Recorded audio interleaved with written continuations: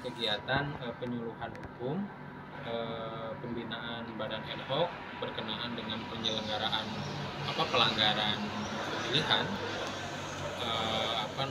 penyelesaian pelanggaran administrasi, termasuk pembinaan terhadap kode etik penyelenggara pemilu bagi badan ad hoc PPK se-Kabupaten Pangandaran. Nah, ini dalam rangka memberikan pembinaan, memberikan pengayaan penyelenggara pemilu ad hoc PPK agar memiliki pengetahuan hukum tentang mekanisme penyelesaian terhadap sengketa dan pelanggaran yang mungkin saja selama proses pelaksanaan tahapan pilkada ini terjadi, begitu ya. Jadi KPU Pangandaran berikhtiar agar PPK terjaga netralitasnya, terjaga profesionalitasnya. Kita berharap 50 orang anggota PPK, 279 PPS, semuanya bekerja secara profesional, menjaga netralitasnya dan kemudian terjaga integritasnya. Begitu. Narasumber dari mana? Narasumber kegiatan penyuluhan hukum dan juga pembinaan badan ad hoc ini tentu dari KPU Pangandaran, kemudian menghadirkan divisi hukum KPU Provinsi Jawa Barat, kemudian juga dari Bawaslu dan juga dari Kejaksaan Ciamis, gitu ya. Jadi nanti sinergisitas antara apa yang dipesankan oleh KPU RI, KPU Provinsi berkenaan dengan pelaksanaan pemilihan gubernur, karena ini pilkada serentak, sehingga nanti sinergis bagaimana profesionalitas penyelenggaraan pilkada ini betul-betul terukur pada aspek norma hukum dan kode etik penyelenggara pemilu. Begitu. Nah, di dalam pelanggaran hukum itu apa saja sih, Mbak? Poin-poinnya. Poin-poinnya apa? Desain penegakan hukum pemilu dan pemilihan di era Undang-Undang 7 tahun 2017 tentang pemilu, juga Undang-Undang nomor 10 tahun 2017, terdapat dua rejim ya. Yang pertama rejim sengketa, yang kedua rejim pelanggaran. Rejim sengketa ada dua, sengketa administrasi yang penyelesaiannya ke PTMN, penyelesaian akhirnya menurut saya, kemudian sengketa hasil yang penyelesaiannya ke Mahkamah Konstitusi. Nah, berkenaan dengan pelanggaran, ada 4 jenis pelanggaran dalam pelaksanaan tahapan pilkada ini. Pertama, pelanggaran administrasi, yaitu pelanggaran terhadap kesalahan terhadap prosedur dan tata cara. Harusnya pelaksanaannya itu begini, tapi malah begitu, dan itu melanggar. Nah, itu pelanggaran administrasi. Misalkan calon atau berpasangan calon tim kampanye memasang alat peraga kampanye di tempat yang dilarang, itu pelanggaran administrasi.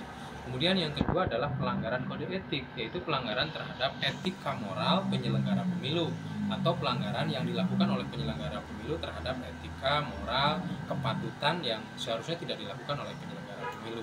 Nah, itu penyelesaiannya dilakukan proses klarifikasi sampai juga pemberhentian oleh DKPP dan kewenangan DKPP yang diberikan ke KPU Kabupaten Kota untuk menyidangkan proses bagi badan ad hoc yang dianggap diduga melanggar secara etik.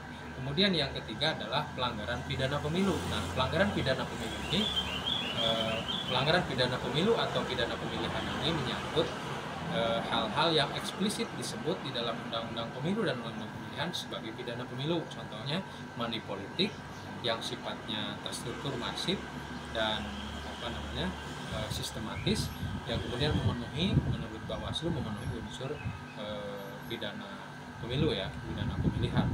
Nah, kemudian juga proses ini untuk penanganan dugaan pelanggaran pelanggaran pidana pemilu ini rekomendasinya ke Gakumdu melalui pemeriksaan Bawaslu ke Gakumdu dan Kejaksaan dan Kepolisian. Kemudian yang keempat dan yang terakhir adalah pelanggaran hukum lain.